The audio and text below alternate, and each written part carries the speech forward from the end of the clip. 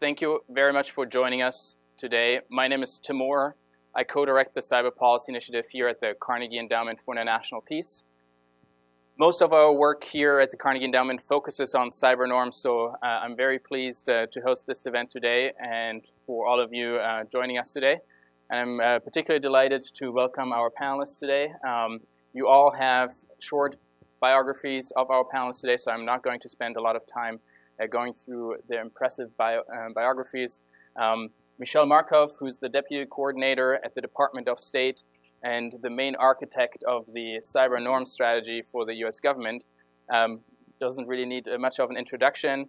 I would like to point out that, Michelle, you used to work here at Carnegie for a while, some years ago. And well, it was my first job in Washington. I was a junior at Reed College, and I got a fellowship to work here. Worked for Tony Lake, Roger Morris, and Don McHenry on countering Kissinger's South Asia strategy. So that was many years ago. Well, the Junior Fellow Program actually still exists today. In fact, we have several of the Junior Fellows helping with the event today. So it's great to welcome alumni back, and I think also for the Junior Fellows who are here today, an inspiration for the path that you can take once you've been at Carnegie. To Michelle's left, we have Duncan Hollis, who's the Associate Dean and a Professor at Temple Law School. Duncan, together with Martha Finnemore, wrote the article that we had copies of outside, Constructing Norms for Global Cybersecurity. And Duncan, in 2016, was elected by the General Assembly of the Organization of American States for a 4-year term to serve on the OAS's Inter-American Juridical Committee. So that's a very recent appointment, and maybe we can talk about that in a little bit.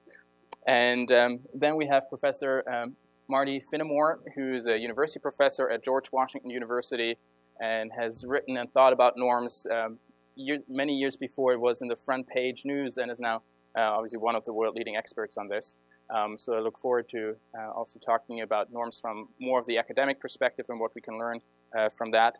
And then Paul Nicholas from Microsoft, who leads Microsoft's global security and diplomacy team, which for those of you who are familiar with the cyber norms discussion has taken on a very active and very prominent role in this discussion. So also looking forward to hearing from the private sector and specifically Microsoft's engagement in this.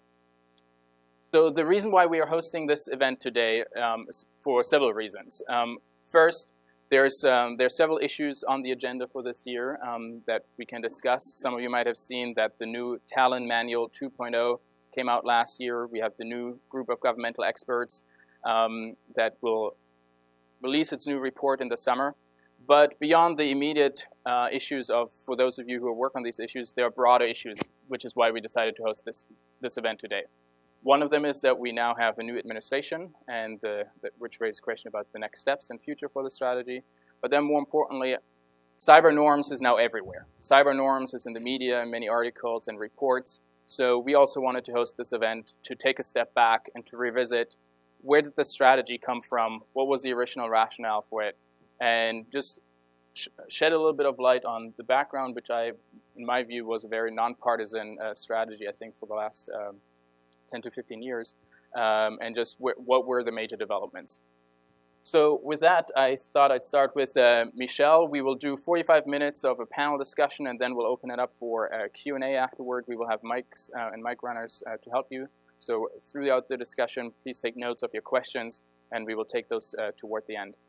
To kick us off, I wanted to ask you, Michelle, as the person who's been thinking about the strategy, developing it, tell us again of what was the origin for the strategy. Why did the U.S. government develop this norms-focused strategy about 10 years ago now, and what was the rationale underlying it? My mic on? Can you hear me?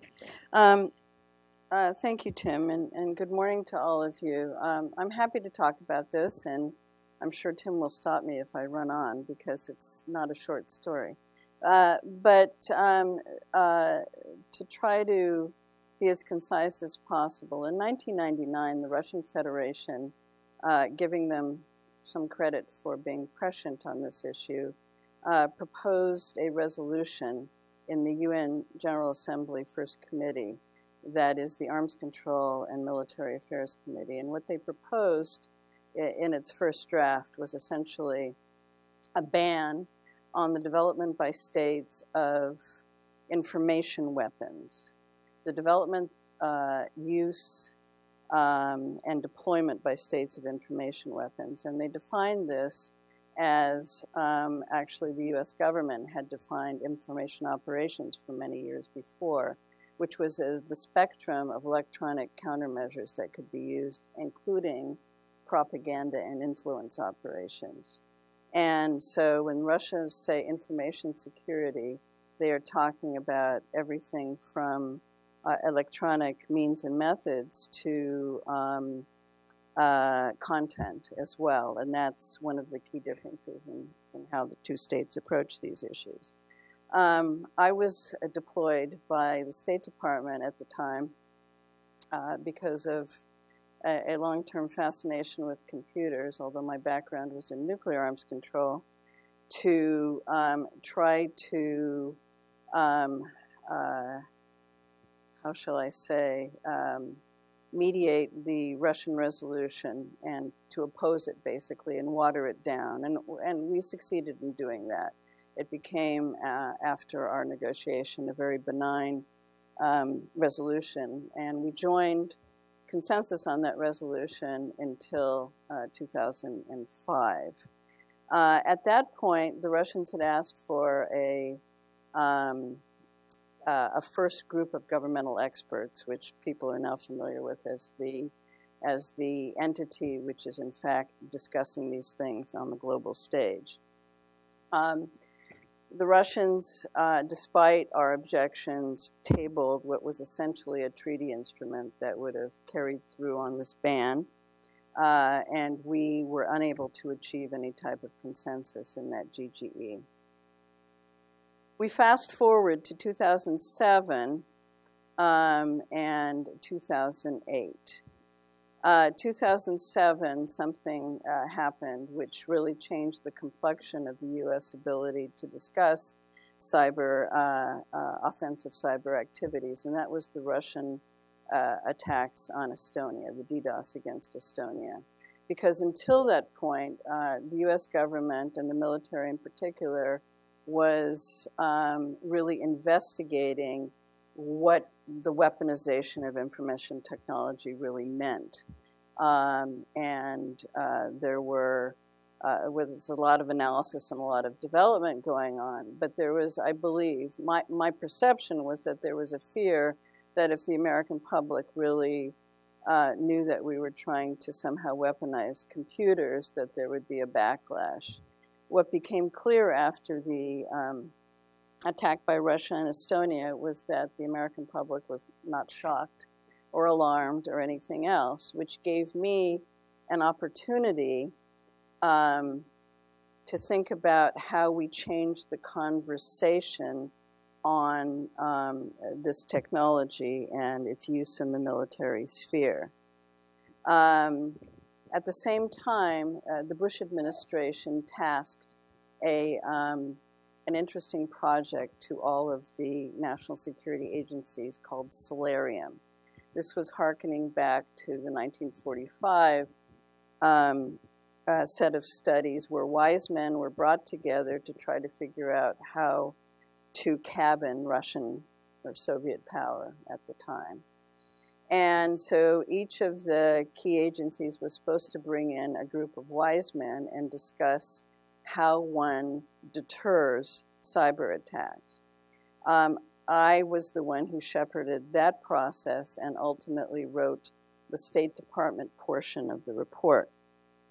And what became clear to me during that entire process was that as we had learned over the development of both strategy as well as technological development with respect to weapons of mass destruction and nuclear weapons in particular, that the technology, and as it developed, as we went from counter-value targeting of large Titan missiles to counter force targeting, and finally to a triad of survivable submarine-based missile systems, so did strategy and doctrine in deterrence, and all of that changed as well.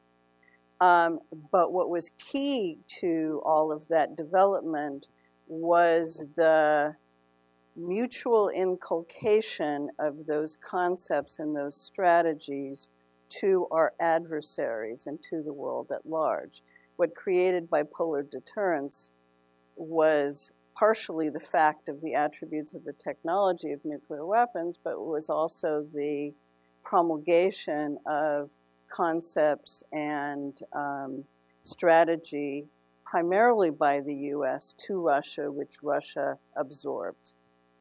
So that being my background, it became clear to me that we needed some sort of set of concepts which would manage the use of this technology, which had a variety of attributes. One, it was not simply dual use, it was multiple use. It was used by everybody, and any particular computer, if you wanted to, could be, quote, weaponized. That you were not going to be able to limit the technology per se without fundamentally disrupting what was, in fact, a very beneficial technology. So the question was, how do you manage behavior of states? And the conclusion I came to, and the conclusion of the deterrence study, was that we needed a variety of interleaving strategies, which included good defense, declaratory policies, alliance activity, and this notion of norms of behavior. That is, a set of principles that states would look to with respect to this technology, because it was usable across the spectrum of violence. That conversation became very intense as we rolled into what would be the next group of governmental experts in 2009. What became clear to me then was something I'd always known, was that the US government, and the Department of Defense in particular, had always said that they would abide by international law. That is, the law of armed conflict, international humanitarian law, was a basic principle of United States behavior in the military realm. And it seemed to me that I could try to change the conversation in the GGE from being one about arms control to one about management of behavior, based on, predicated at least initially, on the notion of the affirmation of the applicability of international law. One more minute. So concomitant with that was something very important, which should not be lost sight of, was that the second pillar of this management strategy had to be something that we call confidence building measures. That is, measures that allowed states to be able to communicate about this technology in real time, or about incidents in real time, to manage their effects. Because it is not an observable technology like tanks, missiles, or anything else, you needed to be able to understand what a state's intentions were, because through its statements, through what we call transparency measures, published doctrine, and things like this. So that brought us to the table in 2009 to begin to change the subject. You want me to stop there, because I could go on for a long time, unfortunately. But this was probably the most concise version I've heard of what the strategy. Okay, I did my best. No, thank you, and I think it's a great way to hand over to Duncan, because you just mentioned international law as what changed the conversation then in 2009 and with the report in 2010. And Duncan, as an international lawyer, I'd love to hear a little bit more, and for the audience as well, international law has been a lot of has been the centerpiece of the discussion in the last 5 to 6 years now. And one, I'd love to hear your thoughts on, one, this agreement at the GGE, and if you could just briefly walk us through what happened in those last 5 years, and how does the Talon Manual fit in terms of what it's its purpose, especially with the second one that just came out last week, and we'll go from there. Great. Well, thank you also, Tim, for organizing this. I think, at least when I started writing about international law in cyberspace, I think I viewed it as a descriptive project, right? There was this question of, what does the law say? What is the law for cyberspace? And one of the things you see is the question then becomes one of what I might call tailor-made rules versus kind of law by analogy. And if you look around cybersecurity or cyberspace more generally, there's a real lack of rules made specifically to govern behavior. You have the Council of Europe Convention, you have a nascent AU convention, you have a Russia-China treaty, but that's about it. And so what we've actually seen is the vast majority of discussion has been in what I'd call a law by analogy sort of framework, which is we have pre-existing rules of international law like the use of force or international humanitarian law. And the question then becomes, do those rules apply in cyberspace? And then to what extent, how do the analogies work? How do those rules analogize into this environment with its sometimes novel technical capacities? And so I think one of the things you saw at the GGE, and I think Michelle can speak to this, was the first part of that question of does international law apply, ended up being as much a political stumbling block as a legal one. Most lawyers would have said the answer is yes, but it took the diplomats a little longer to get there. And what the Talon Manual, at least in its first iteration, was this kind of same sort of law by analogy project. And to be clear, the Talon Manual, you may hear about it, was an independent group of experts, non-governmental, funded by NATO, but not formally a NATO project, who came out and basically said, yes, international law applies, and then proceeded to lay out a series of rules on the two prongs of the cyber war scenario, which is the use ad bellum. When does a cyber operation constitute a use of force? When are you allowed to respond in self-defense? And the so-called use in bello, or international humanitarian law, or laws of armed conflict, which they took a lot of existing principles like distinction, proportionality, and they tried to say, we think this is how they'll operate. I think in one sense, Talon Manual was very successful, right? It was a first statement. It is not in itself law, right? It's just an opinion of a bunch of academics, which as an academic, of course, I think is important, but it's not a treaty, it's not custom, it's not some general principles that states have to pay attention to. But it did, I think, advance the conversation. It was, however, criticized, just as I think some people have criticized the GGE for how far it went. So there's a lot of substantive questions about, how do they characterize Stuxnet? What constitute, what's the line for use of force? Whether just disabling functionality as opposed to having to replace physical components, does that trigger the laws of what constitutes an attack? Or can you target data as a military objective? And so there was a lot of those issues. But there were also issues with the process. And maybe we can also talk about that with the GGE as well, because people said, look, largely Talon Manual's experts were Western. They were largely people who were in uniform or had been in uniform, and they were not hugely transparent. They went off to Tallinn, they negotiated, and out came the document. And perhaps most importantly, it was only on cyber war, right? It was only on this piece of behavior that, while very serious, we haven't really seen manifested all that often, if at all, missing the question of how do you regulate state behavior at all these kind of, maybe we call them lower levels. Which brings us, I think, to Talon 2.0, which I think became, at least you can now buy it. I don't know if it's going to be freely available like Talon 1. I hope so. This past week, I actually think it was just a couple of days ago. They tried to correct for some of the process issues. They did try and get a broader swath of participants. They tried to be more transparent, and they actually kind of had a listening tour.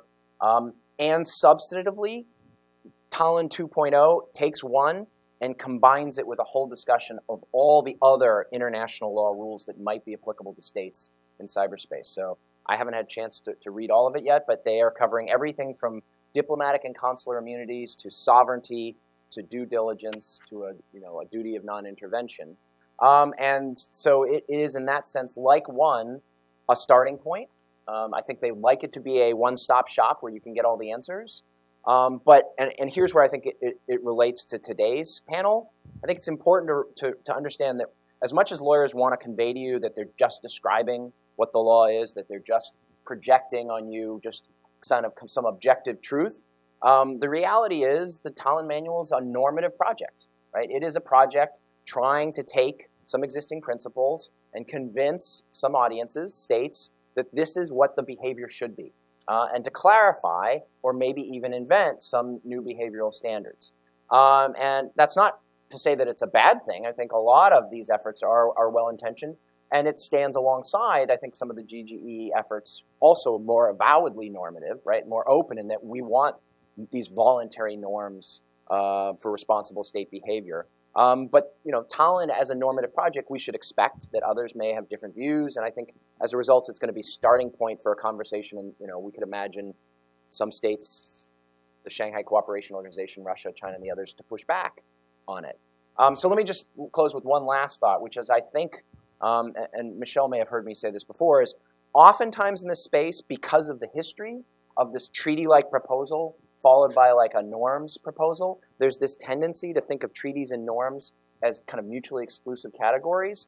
And the reality is that international law is, if nothing, an attempt to establish norms, right? So that if you're gonna put these two together, international law is kind of within the larger ambit of norms. It's kind of a Venn diagram. It's a little circle within the circle, maybe with some stuff outside because not all law is normative. But there are other ways to get norms outside of law. But international law is a piece of the project of how do you adjust the behavior of a community like nation states in a new environment where they're facing new problems. And so law is one way to do it. And I think some of the things the GGE in terms of using confidence-building measures to push voluntary norms is another. That's really interesting. What I've always found interesting looking at the GGE language, the way the term norms is used in this policy discussion is very different from, I think, how norms is used in the broader academic literature, and it's important, I think, to distinguish the two. And building on your comment earlier about that the GGE language around international law applying for a while was a very political topic, and you had certain states, for example, China, that actively opposed having that consensus language, which ties to what you and Marty wrote about in the article, that a lot of this conversation has been about norms as products, but that norms are as much about the process as they are about the actual language that you get states to agree to. So Marty, I'd love to hear a little bit, in your scholarship and literature, you've write about the norm cascade and when actors actually internalize norms and who are the key norm entrepreneurs. So I'd love to hear a little bit your thoughts on having looked at this from an academic from the outside and having experience also in how norms emerge in other fields. What did you unearth in the article, and what led you to the conclusion then also that process of highlighting process as something that the community should be focusing on? Well, thanks, Tim, and thanks to all of you. I'm a latecomer to the cyber piece of this conversation, so I'm the norms lady up here. That's my gig. So I have studied normativity and norm construction and norm dissemination in a whole variety of policy spaces. Cyber is only the most recent one I've started to look at, and there are some striking features about this, and I think some interesting lessons that can be learned, and we talk about this a little bit in the piece we wrote.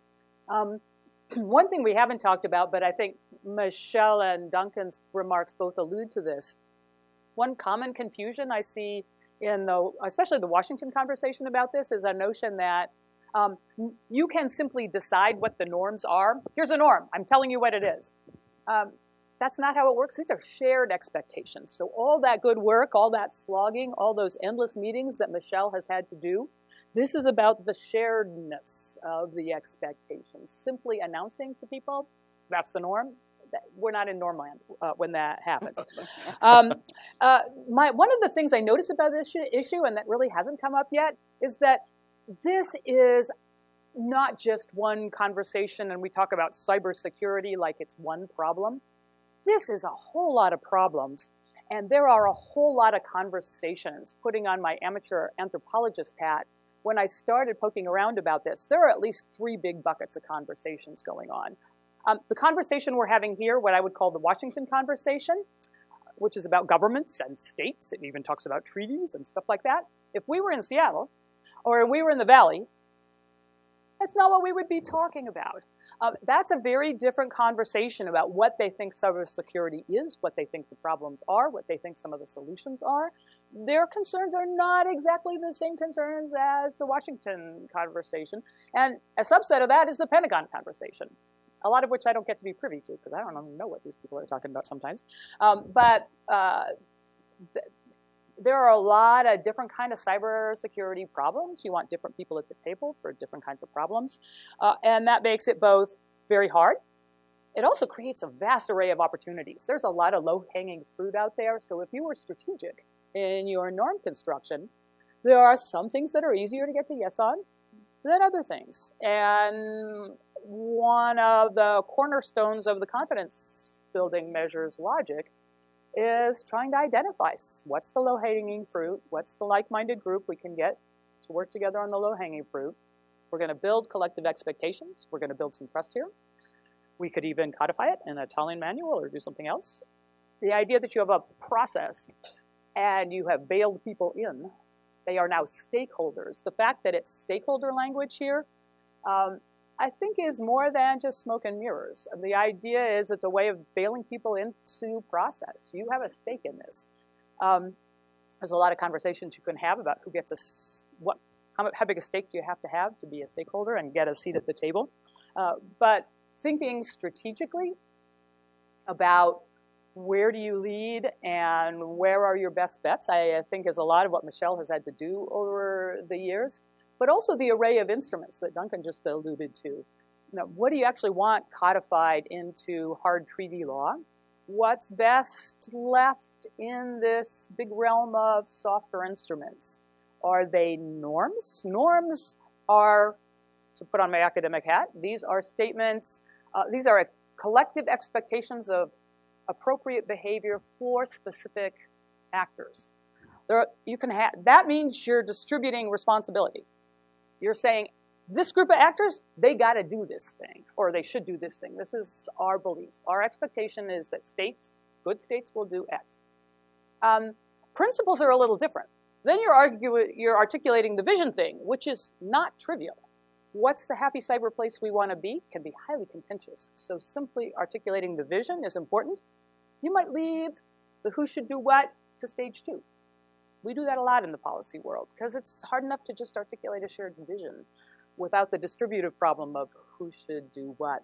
But these strategic problems of how do you sequence, where do you cut in, strike me as really important. One of the concerns I often heard voiced when I started going to these meetings was precisely that the pugwash experience and the nuclear experience was shaping a lot of the Washington conversation about this, and that cyber is really quite different from nuclear, partly because it's so distributed. The number of people who have a stake, who have a say, who this affects, like as Michelle said, it's not just dual use, it's multi-use, where multi has many, many values. That makes this a very hard conversation, but again, creates a lot of opportunities for movement on a lot of different fronts. I started working on norms that people said, they don't exist. They don't matter.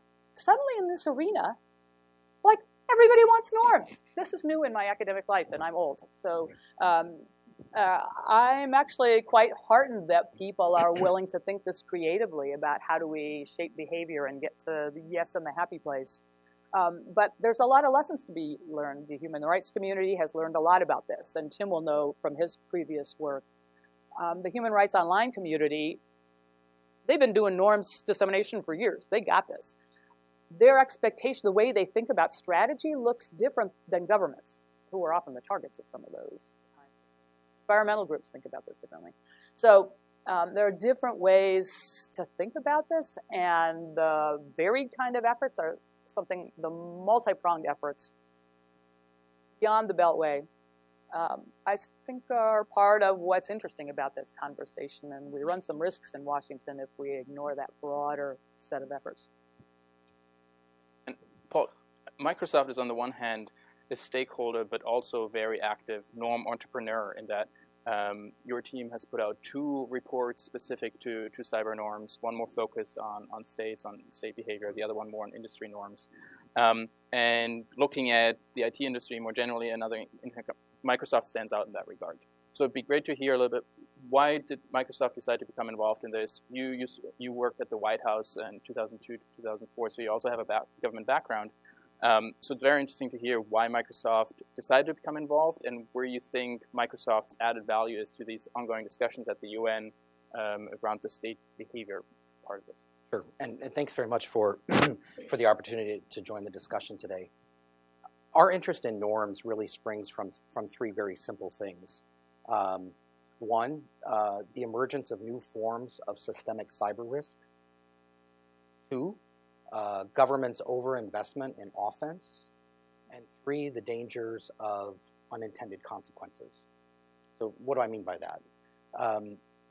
You know, circa sort of 2008, 2009, Microsoft began to make big shifts as a company, getting away from box products, moving to software, moving to services in a way that was really different. And as we looked down the road, we saw a world in the future that was fundamentally different than the world we live in now.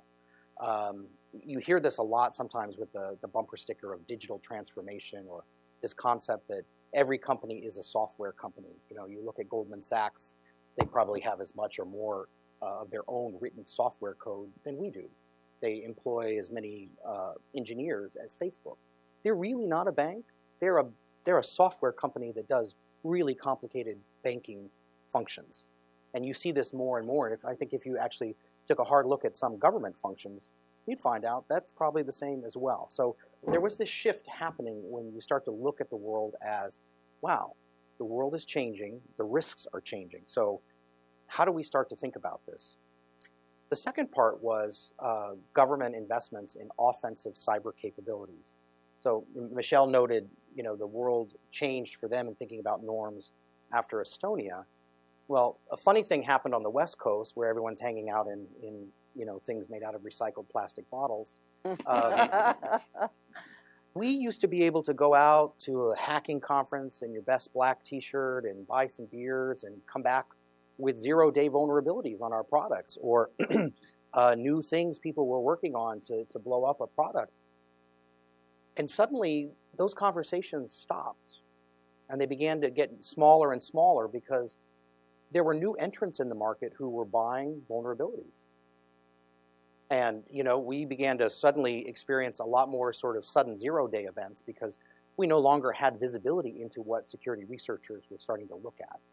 So again, there was that concern, what's actually happening here? And I think, you know, today, Microsoft spends about $1 billion in security technologies for the company, new research, new advancements. Our R&D budget is like $9 billion.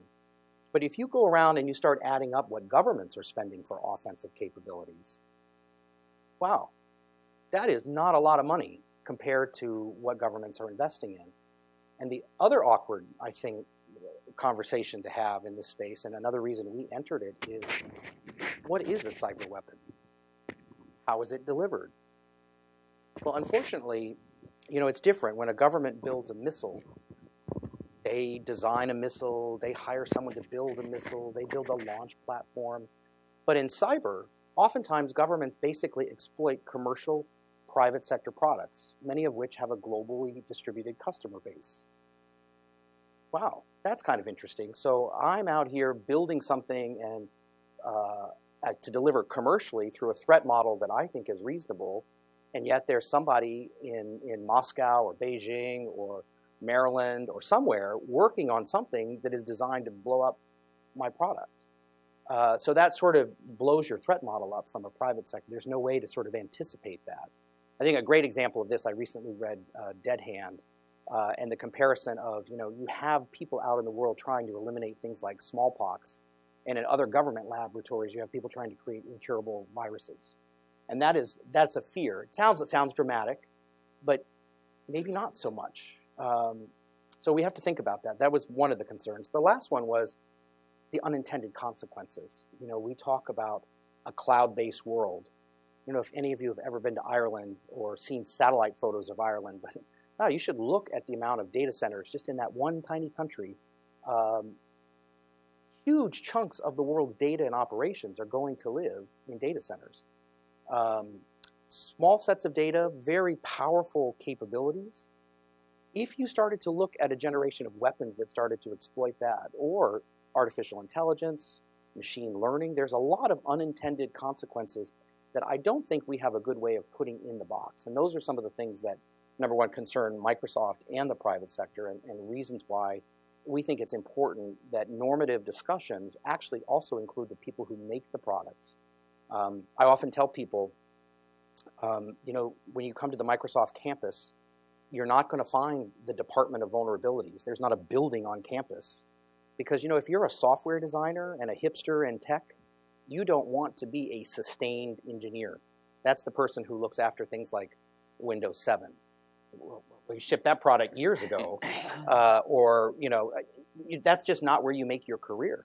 And so when a vulnerability comes along and gets exploited as a weapon, we have to immediately try to find that, figure out what code base it's in, how many products. You can't instantly just create a fix to it. And that's the concern, is that if governments really start to ratchet up conflict, I don't know that the private sector can patch our way out of it. And I think there's a real underinvestment in defensive capabilities.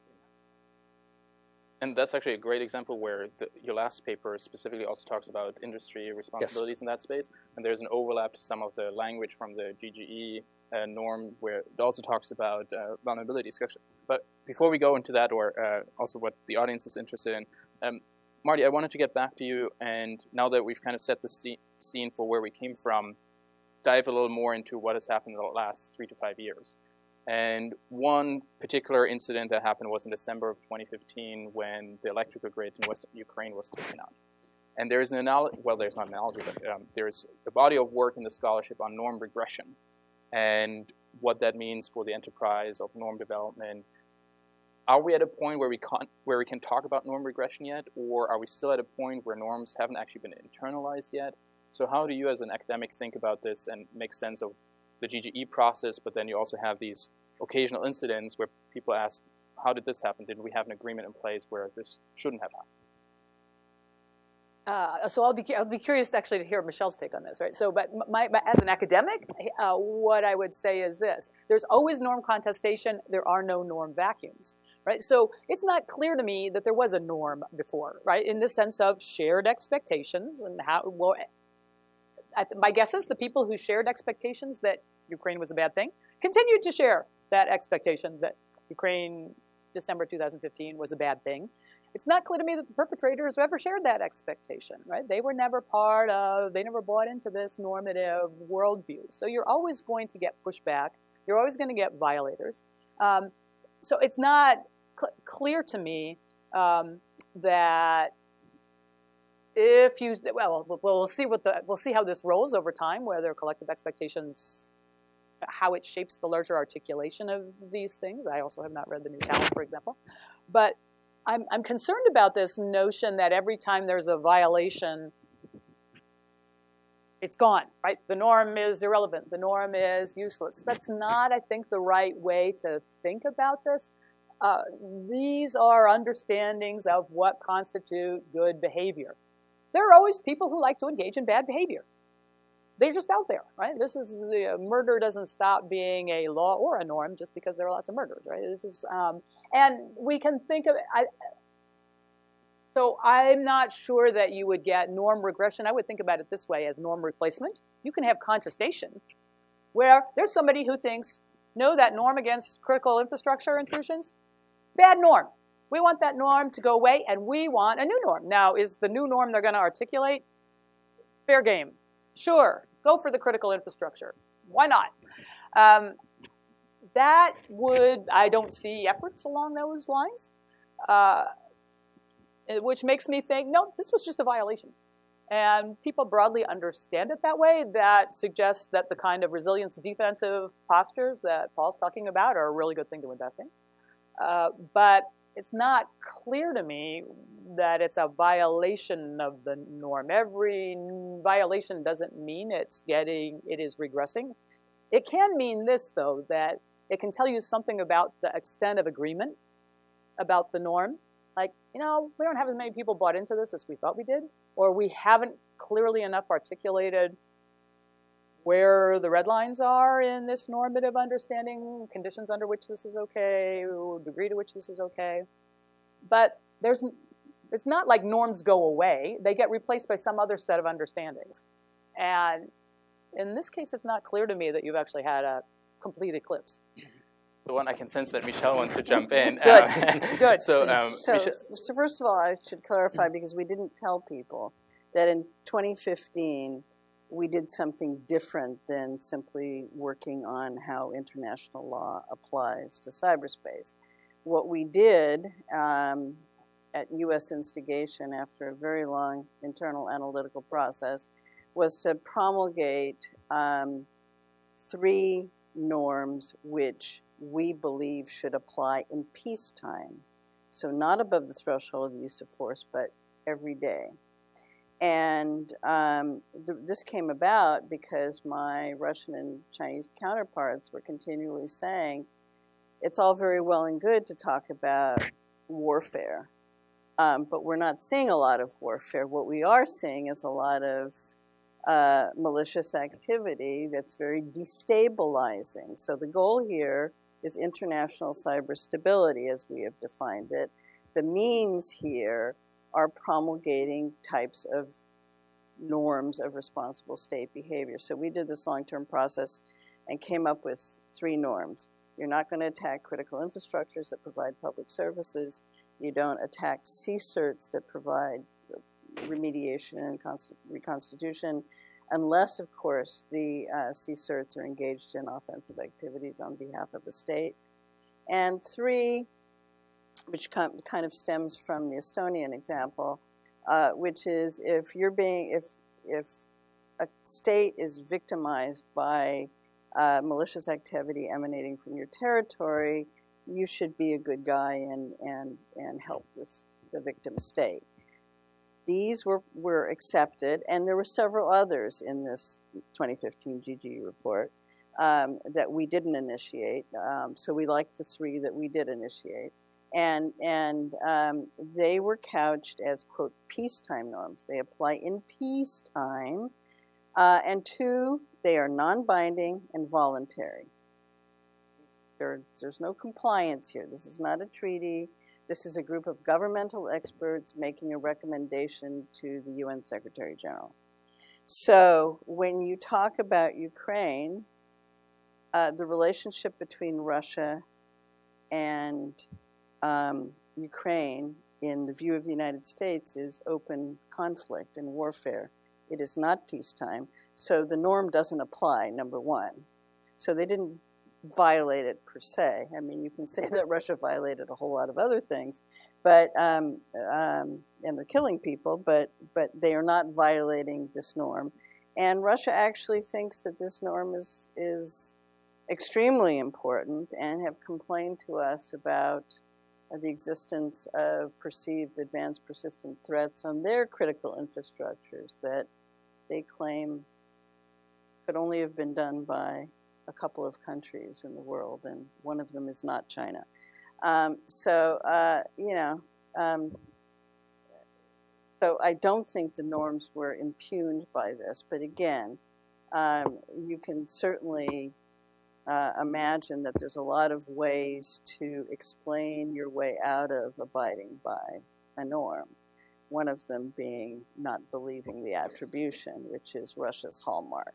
So even if they are accused of something, I mean, take the Ukrainian crisis, the open conflict where there are photographs of Russian tanks going into Ukraine. Russia simply says it's not them. So attribution in cyberspace becomes, a perfectly ridiculous task if you can't believe a tank that's crossing the street in front of you. So seems to me that's a bigger problem, not just. I'm not sure. There might be other explanations in terms of. I thought it was interesting that 3 weeks prior to the incident happening, the electricity in Crimea was actually went offline as well, because you had an attack against some of the pylons, and the electricity was cut in a physical way. And to what extent this was a consideration that this was no longer first use, and to what extent. So I think there are interesting other pieces to this, where even if the Russian government would assume that it's not in a wartime, what could have explained the behavior. But Duncan, let me just say one thing about norms at all, and particularly these peacetime norms, which, so the current argument that's given to me now is, what possible use are these norms?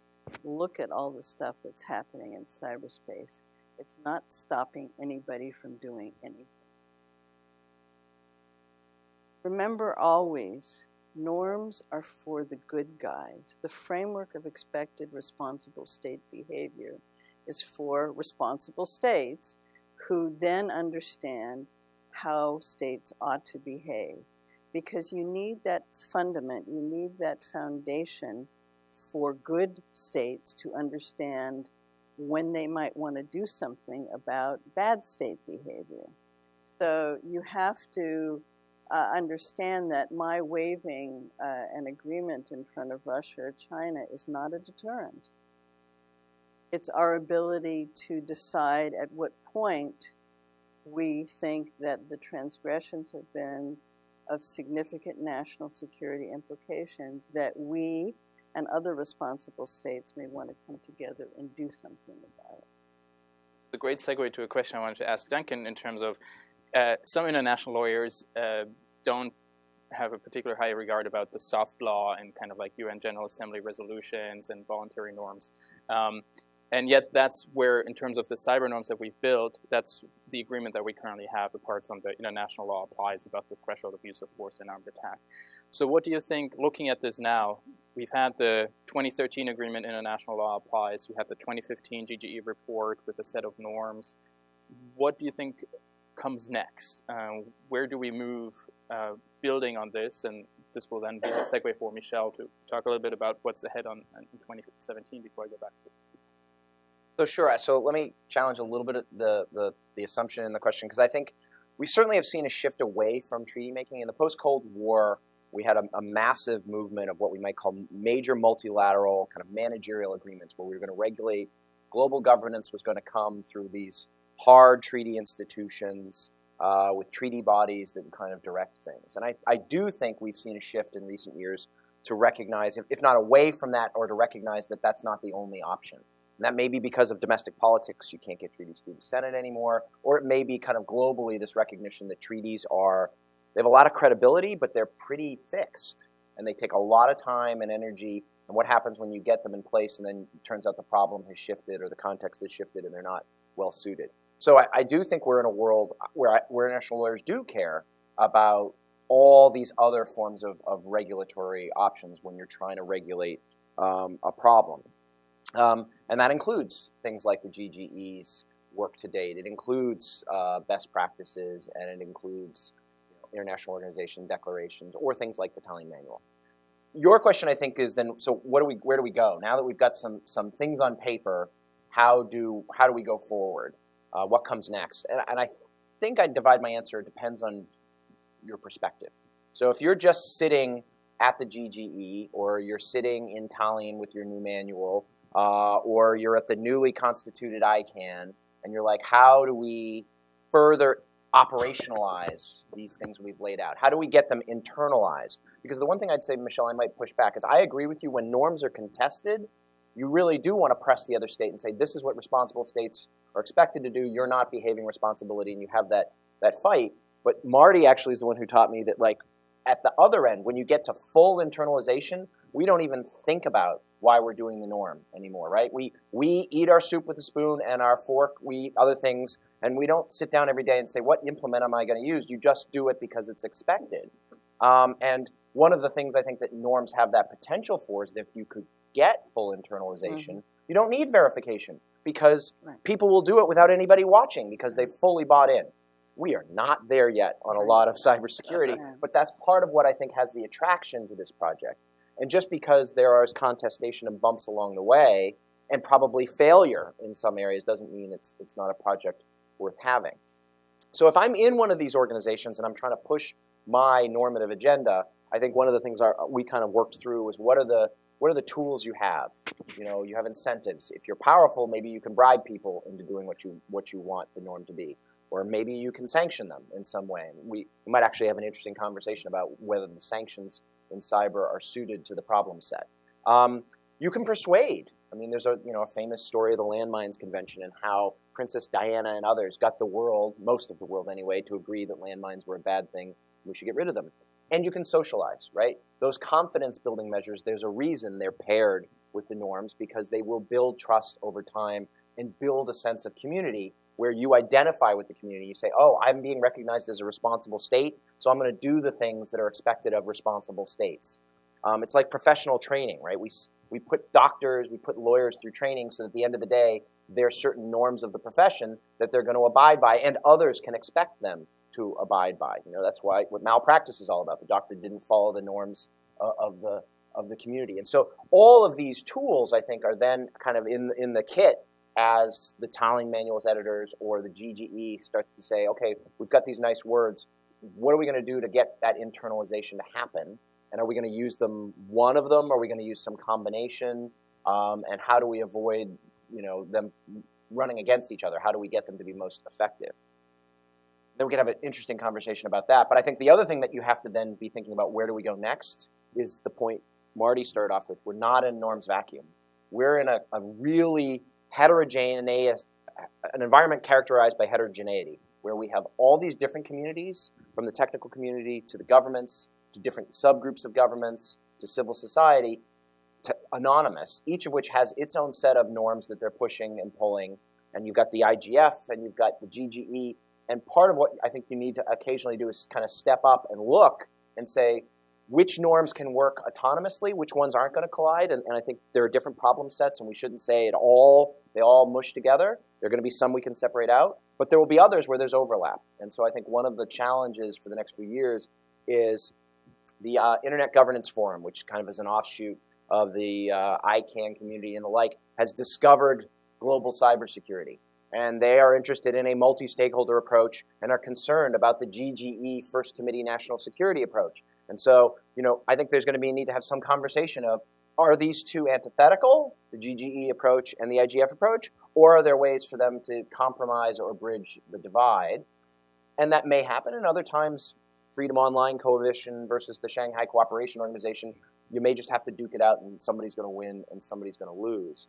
But it is at least, in my mind, at least a two-level game where you've got to try and figure out how do you push your own particular agenda, but self-aware that there are all these other agendas out there that are going to that should affect your calculus as you go forward. You can't just kind of count on your one norm and kind of have that tunnel vision.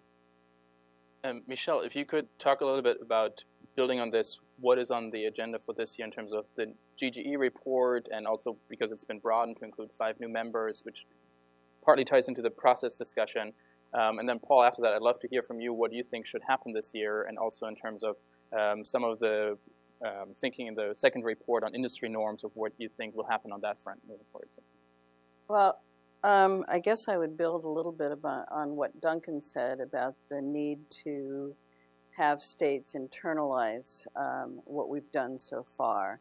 There's been a lot of lip service and recognition, but it's not clear that the majority of UN member states have really internalized and affirmed that. And partially it's because there's no really good vehicle by which to do that. So what the U.S. has done over the last couple of years is in leaders' meetings in the G20, G7, and other fora, we have tried to get, in NATO ministerials, we've tried to get affirmation of the outcomes, the products of these GGE reports and what they've represented. And we've been very successful in doing that. But I still think that, at most we've got 50 or 60 states that have really done that. And still, even within those, it's not clear how much that has really operationalized their activities within the military sphere with respect to information technology.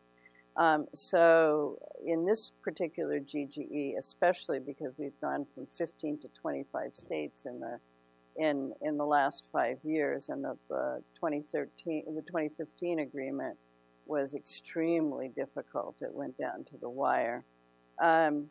it's my view that the governmental experts really need to work on this particular problem. What do we tell to UN member states on how to affirm, adopt, and operationalize what we've done so far?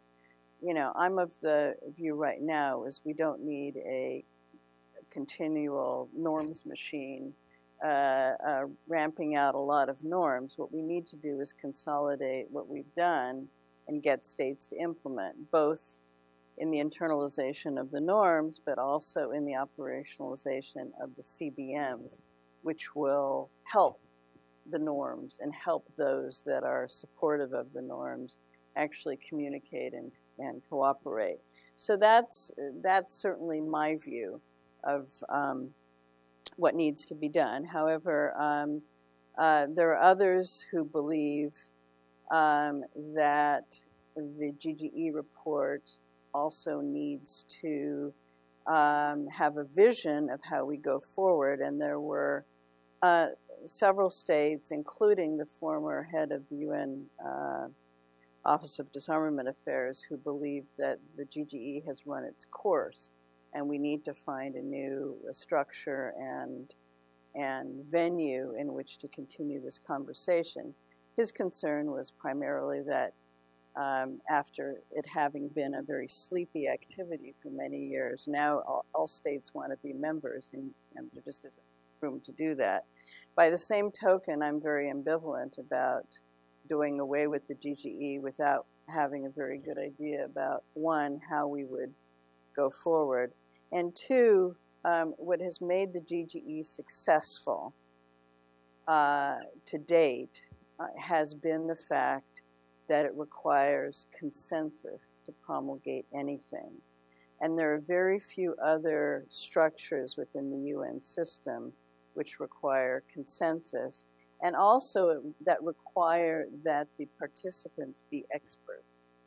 That is, we have experts that come from capital that are appointed by governments and mostly are, in fact, diplomats, but we are all supported by a lot of expertise in developing this. And so it's been a rather serious activity and not a very highly politicized activity. And so this is very difficult, how we will come out, and I don't want to make any projections. In terms of my particular view about how the framework ought to go forward once, for example, we have it internalized, it's my view that what we really need to do is decide how states will act collectively when threatened by malicious activity that rises to the level of a national security concern for any of us. And there are many pitfalls to this, but I think we have to look at a very large tent collective activity. Again, not a treaty-based activity, but one that is, again, voluntary, non-binding. There are models of this that the U.S. Has been a party to with respect to other types of threats like fissile material. There's something called the Proliferation Security Initiative, which has a voluntary structure of a variety of states who so abhor the proliferation of fissile material that they share information, they interdict fissile material on the high seas.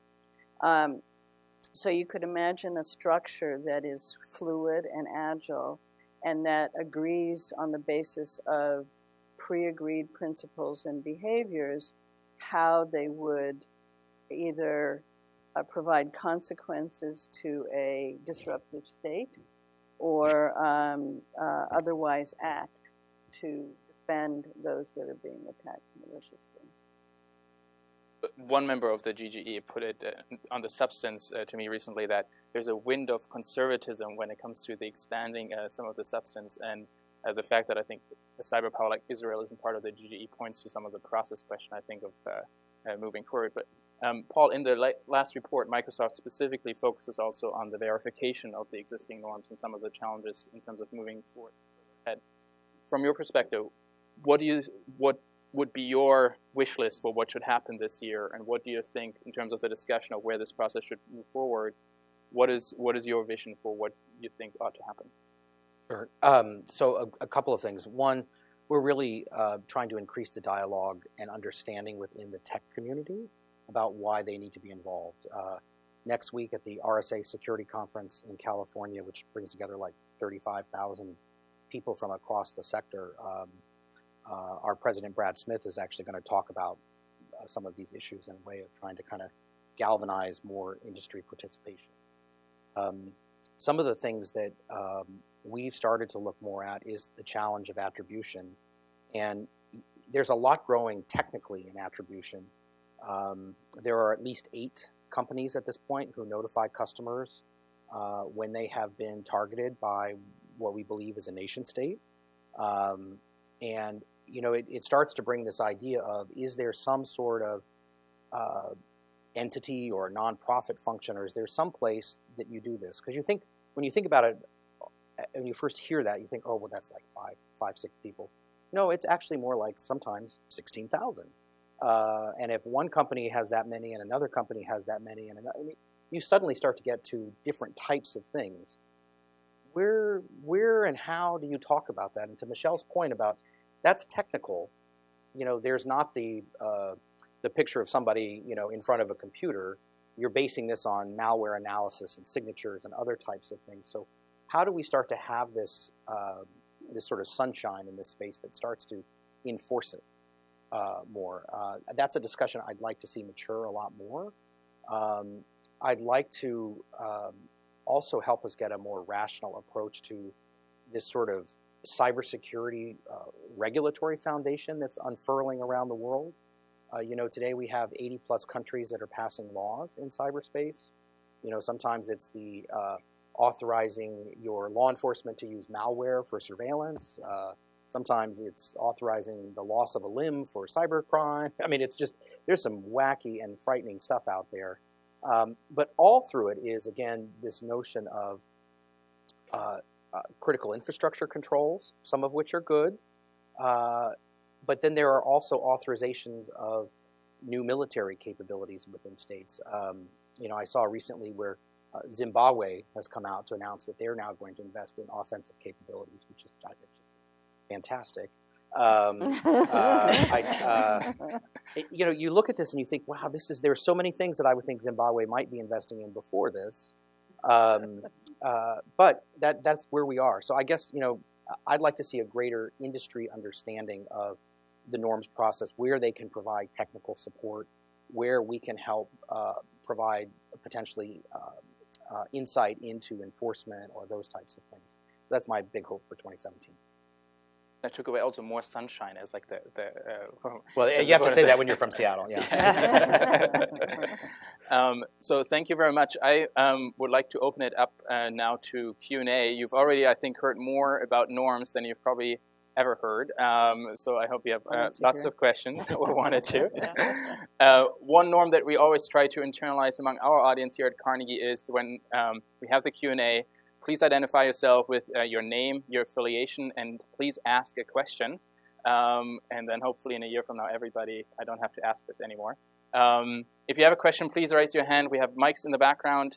And one question for my staff I have, if you could just let me know 5 minutes before the end of the event, because we don't have a clock, and that way I can make sure we end on time. So why don't we start right up here in the front.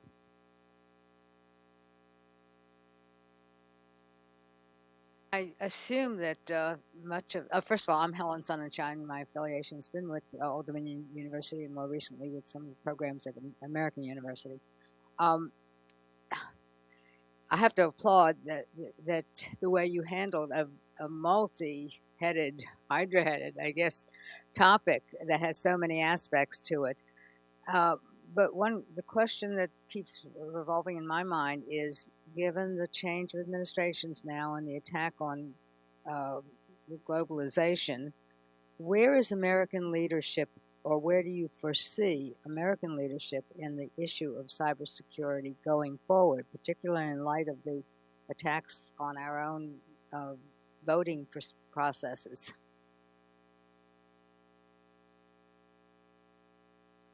I'll just say one view from the trenches.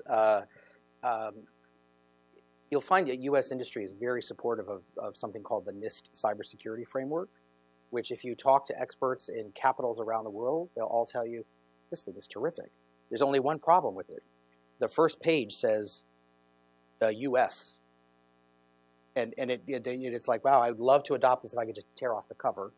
And some of them have, like Italy, they quietly, so you find that there is still a great proclivity to adopt these procedures, and I think NIST has started to realize they can do more to be international, and people can agree on certain technical related issues. So I do think there's an opportunity to preserve that there. On the political side, I think there are new complications that I'll defer to my other colleagues to chat about their views on that. I can maybe just jump in, and I'm very curious to see what will happen. I think it's an area where it's fascinating to see that I would argue it's been fairly, I wouldn't use bipartisan, but rather nonpartisan of what has happened in the last 10 to 15 years, simply because I think where the strategy came from are like Michelle and other civil servants who are in the bureaucracy who developed this. And if you compare the think tank reports just in the last year that came out with like a cyber strategy for the new administration, and you compare the sections on the international strategy, it's really striking that 98% of those are exactly the same, be it from the American Enterprise Institute next door to CSIS. So it'll be really interesting to see how that, I think, will play out in the next few months. But I think it's a very interesting, it's one of the few areas where we haven't really seen that emerge. So that'll be maybe not the next event, but maybe second or third event for this year. Carrie Ann Bard from the Organization of American States. The question is for Michelle and Paul. Given that norms is for governing state behavior, and Paul, what you said about industry now trying to help companies identify which states, if you use the word states, their attacks may be coming from, is there a space that private sector and the norms discussion is actually happening? Because attribution, even though they've identified a state, it may not be a state actor. It could just be someone with an IP address. I'm just wondering, where is that discussion happening in terms of merging those two trends together? Thank you. Well, I think there are two things here. One, I think technical attribution is improving significantly. And I think while it still takes some time, the ability to distinguish between a plain IP address in the atmosphere and one that might be associated with a state or even a state proxy is getting better. Secondly, I think Microsoft and I have a truce now, and I've been particularly. I have to admit that I was less happy with when they promulgated a paper on norms of things governments could do. That when they came back later and I talked to Scott Charney and I said, well, what about what industry should do? And they came up with a great norms paper on that. So I was very, very happy. But and therefore in response, what I have tried to do is use government resources to sponsor UN-based conferences. I did 3 last year, to which I invited a variety of non-governmental entities, including the private sector, where we discussed issues of norms creation or applicability of international law and others. And we had a whole bunch of miscreants show up at these things that we did in Geneva. That was, I thought, very helpful, and it was helpful for us to hear what they had to say, but I think it was even more eye-opening for some of the outsiders to see what I have to deal with and not to be so critical of the language that we come up with in UN documents. An institution that calls itself Carnegie Endowment for International Peace, we always like to hear about truces, especially when they take place here. So. Well, and Michelle, it really has been helpful to have that sort of open dialogue and get more exposed to what the diplomatic trenches look like. It's very easy to think that myself and colleagues from the tech sector can roll in with a couple of PowerPoints, and this will just all be, hashtag done. Right.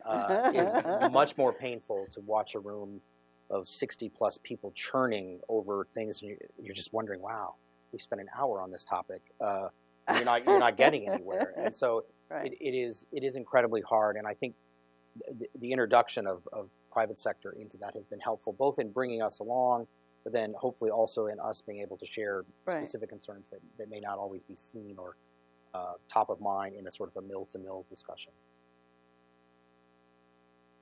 The back.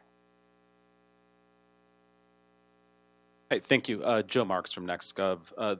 For Michelle or other people on the panel who want to answer, this administration has pivoted more toward Russia and try to have a friendlier relation. What effect do you think that will have on the upcoming GGE and on norms and CBMs in general? And then second, do you have any sense of what the future of the Cyber Coordinator's office is under the Trump administration? Well,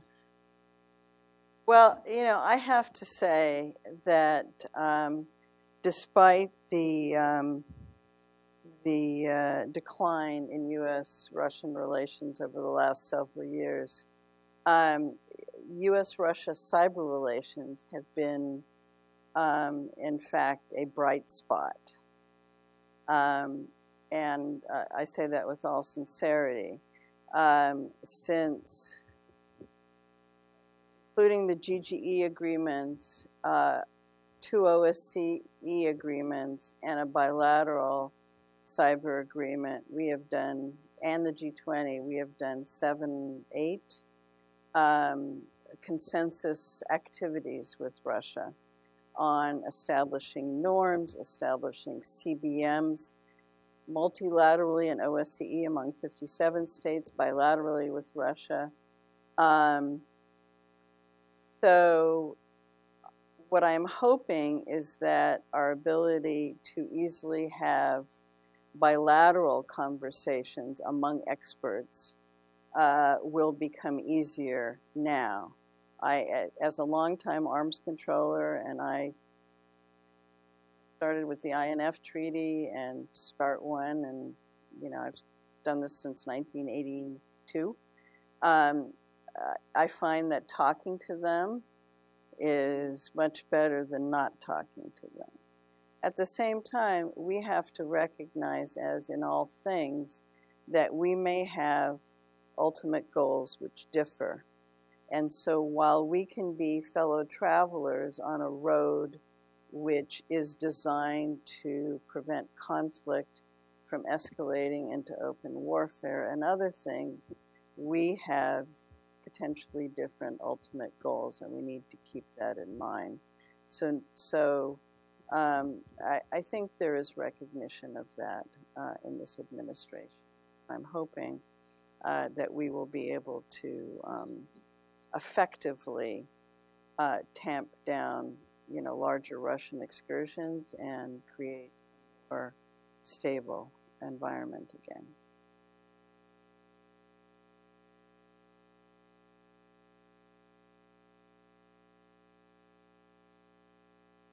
Hi. First, I'd like to thank the panelists for a very interesting morning. I'm Teresa Hitchens with the Center for International Security Studies at the University of Maryland. And I have a question about the relationship between the GGE efforts at the UN, writ big, and some of the different regional efforts. And how do we see those regional efforts? Are they designed to clarify the GGE, or,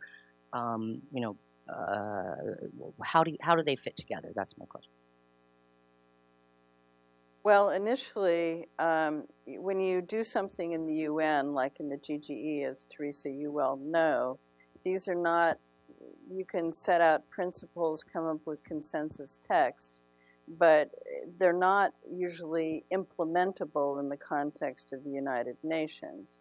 What you have to find is a coterie of states, a group that is willing to take these on. After the first kind of affirmation of the utility of confidence building measures and CBMs in the first consensus UN agreement in 2010, I went to the Organization of Security Cooperation in Europe, which is by its very nature a CBMs and CSBMs organization, and said, and I've been going there for years before, they're trying to interest them in something on this area, and said, you know, here is a problem. How do we communicate, keep the peace, prevent crisis, and all of that? So it was the GGE report that spurred what we did in the OSCE, and that's led to an agreement on 16 different CBM measures, including ones that try to mediate conflict. I did a similar effort in the ASEAN Regional Forum, and I've been twiddling my thumbs there since 2009, primarily because while the notion of CBMs has gotten affirmation and credence, Russia has been a little bit disruptive. I think primarily because they don't want to put the effort into doing something in that region as well. And two, because ASEAN Regional Forum and ASEAN itself is a very different entity than OSCE. OSCE has a bureaucracy. Once they adopt measures, they go about fulfilling them and enforcing them.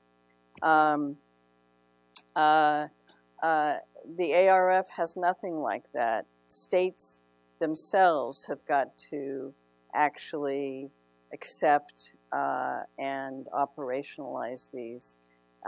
Either a state's got to take it on and become the secretariat for something, or it just doesn't happen. So right now, we're kind of treading water in Asia. In OAS, in this hemisphere, a lot has been done on cybersecurity. SIGTE has done a great deal on the establishment of certs and everything else. The attempt to promulgate norms and CBMs in the hemisphere has been a lot slower. We've tried to incorporate more OAS members into the GGE. We have Mexico, we had Colombia. In any event, the problem with confidence building measures in OAS is you talk to member states and they say, we don't have any enemies down there. We don't need confidence building measures. But there's now, I think, I think either Mexico or somebody's taken up,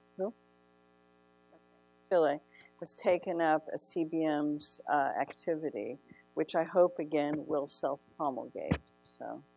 Can I just jump? I mean, one thing I think that this goes is Okay. two things about the regional organizations, Teresa, strike me as interesting. One is that you can get beyond the first committee caveat. I mean, one of the things that I think bounds the GGE process is it's in the first committee, and so anytime anybody says, what are we going to do about cybercrime, everybody has to look the other way and say, we don't have any remit over cybercrime. So one of the things is you can get to the regional organizations and you can kind of restyle the agenda with a broader lens. Not to say that there aren't different problems and contexts and you need to be precise, but to not be only about global cybersecurity. And I also think, second, they are a nice place to do that operationalization. So CBMs is maybe one example of potentially multiple examples where you have an opportunity at the regional level to touch on the same points that have occurred in the GGE and to get the buy-in to try and push things forward.